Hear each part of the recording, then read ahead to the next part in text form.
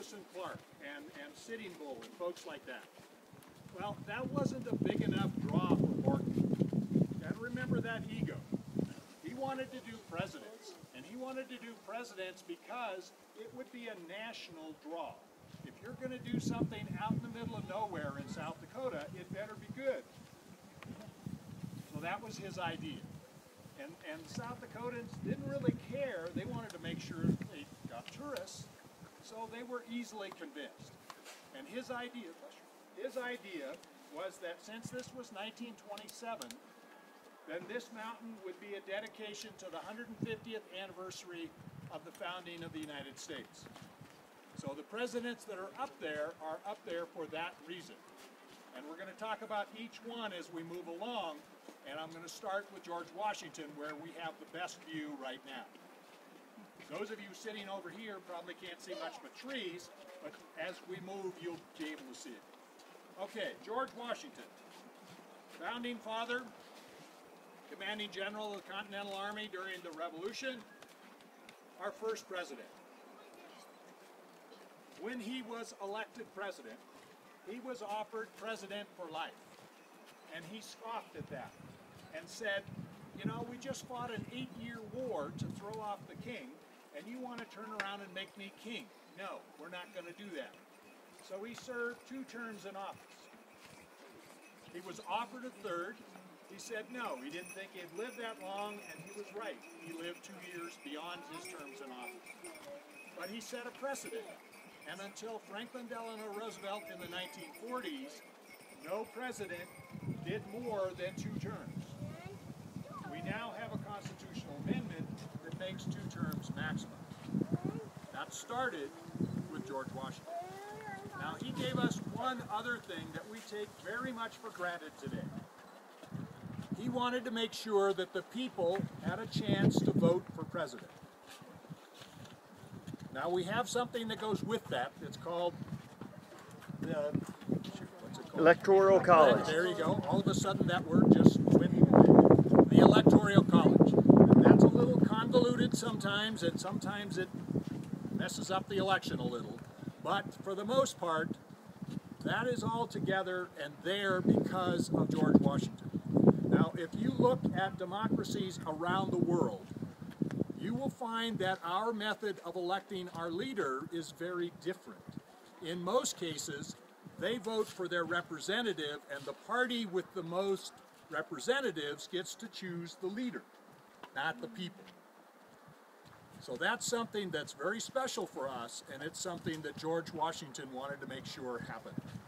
Now, we're going to move on down here to the next little turnout, not where the stairs are here, but the next one beyond that. And I didn't answer your question. The question was, I told you that why were the presidents picked? Robinson wanted the Western heroes, and Borglum got to choose the presidents. Nobody else had any say with that. He got to choose them on his own.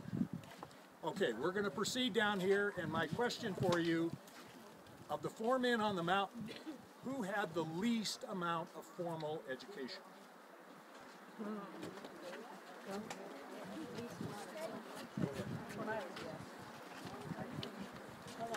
Okay, I've got a question for you. How many were home? What would you get?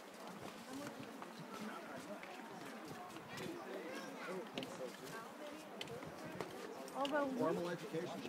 Lincoln didn't have much. Yeah, he studied himself, so maybe it's Lincoln.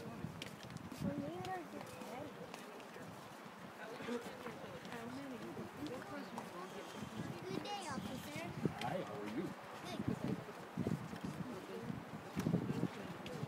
Is there room to add any other presidents, or is they're going to stop with the 4 of them? I'm going to cover that in a minute.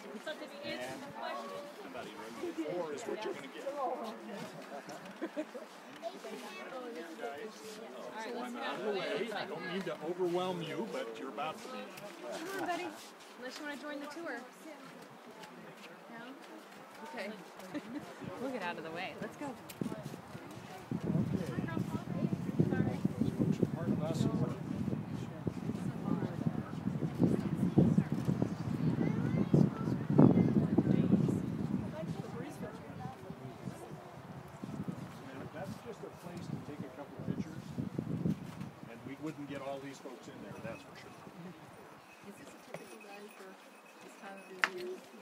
Well, but we can have thunder and lightning and stuff in the afternoons too, so it can be fun to do programs. Okay, so if you had a chance, I realize those of you in the back can't see it, but up here is a board that talks about Abraham Lincoln. And since that's the only president you can see from here, that's pretty obviously the answer to my question. He probably had about a year of formal education. But if you lived in the rural parts of our country in that era, that was not that uncommon. Today we'd call that homeschool.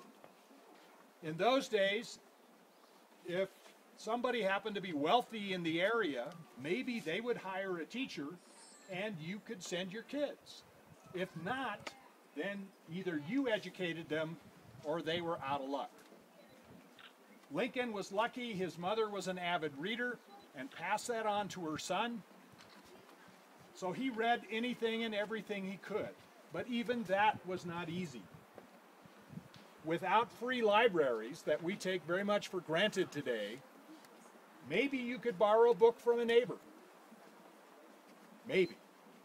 He read anything and everything he could. By the time he was 20 years old, he became a lawyer in Illinois, and a very good one. By the time he was elected president, he actually did not hold national office. But because he had run for Senate in Illinois, and that debate all over the state had been publicized around the whole United States, people knew who he was and knew what his stands were. It's said that his presidency was the most difficult of any presidency before or since. From the time that he was voted in until he was sworn in, most of the southern states had already seceded from the Union.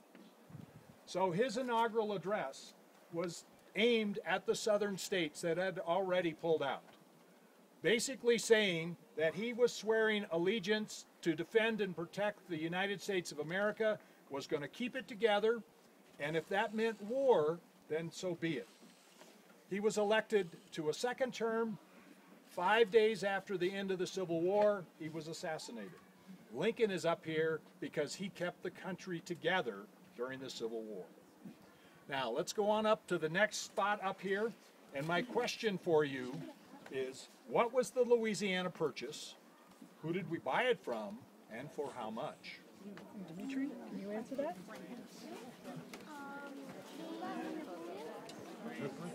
Right, and Emperor Napoleon. How much?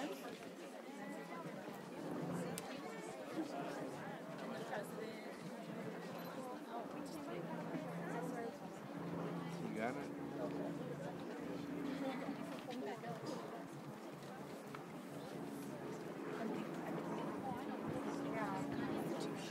That was all for the Constitution. I'm guessing. Whoops.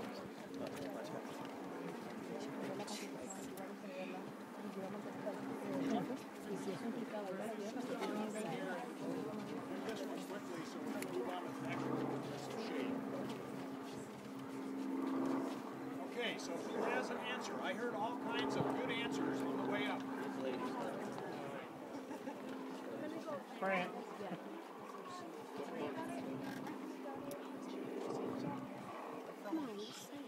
All right. France. I'm sorry.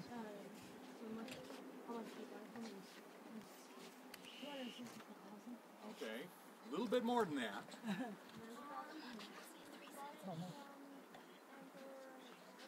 Okay, we bought it from Napoleon and France. How much did we pay?